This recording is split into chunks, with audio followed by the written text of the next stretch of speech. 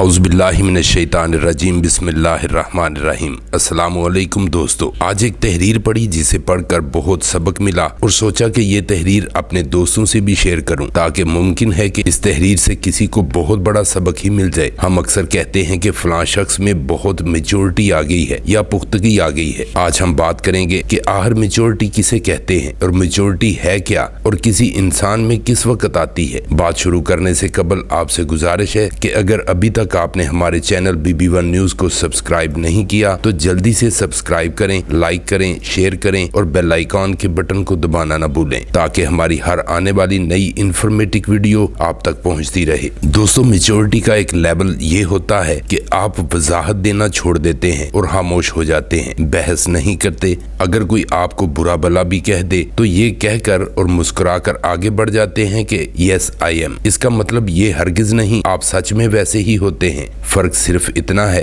कि वो बात आपके लिए अहमियत ही नहीं रखती। याद रखें, गाड़ी के पीछे कुछ फासले तक ही कुत्ता भौंकता और दौड़ता रहता है। ना ही कुत्ता आपसे गाड़ी छीनना चाहता है, ना गाड़ी में बैठना चाहता है और ना ही इसे चलाना जानता है। ऐसे ही जिंदगी के सफर में कुछ इसी आदत के लोग बिना किसी मकसद के आपकी राह में रुकावट पैदा करने की कोशिश करते हैं। इसलिए जब आप अपनी मंजिल पर रवां दवां हों और लोग आपकी राह में रुकावटें डालने की कोशिश करें तो उनसे उलझने की बजाय अपनी मंजिल की तरफ तवज्जो दें। याद रखें कि आपको तलह नहीं होना, आपको बदला लेने वाला नहीं बनना, आपको चालें चलने वाला, जाल बिछाने वाला कभी नहीं बनना। आपको ऐसे भी नहीं होना कि आप शातिर कहलाएं और ऐसा भी नहीं करना कि आप गड़े खो दें। आपको लगे जख्म हैं, दिल पर हैं और रूह पर भी हैं, लेकिन उनके लिए मरहम बदला लेकर तैयार न करें। मरहम आसमानी ही अच्छे होते हैं, मरहम रहमानी ही शफा देते हैं। छोड़ दें जो हुआ, जाने दें जिसने जो किया, अपने पीछे दरवाजा बंद करके आगे बढ़ते जाएं। जख्म देने वालों, तकलीफ पहुंचाने वालों, रूह को रोंद देने वालों को उनके हाल पर छोड़कर अपना हाल ठीक करें, क्योंकि आपको वो नहीं बनना जो हालात आपको बना रहे हैं। आपको वो बनना है जो अमाल बनाते हैं। रब का बंदा बनने की कोशिश करें, बंदा मोमन यानी एक बेहतरीन इंसान। दोस्तों, आज की हमारी वीडियो कैसी लगी हमारे कमेंट बॉक्स में जाकर अपनी कीमती राय से आगाज जरूर करें ताकि रह जाने वाली कमी बेशी को पूरा किया जा सके। अपने दोस्त प्रिंस शाहिद भुट्टा को अगली नई आने वाली वीडियो तक इजाजत दीजिए और अपना बहुत ज्यादा ख्याल रखिए। अल्लाह निगहबान।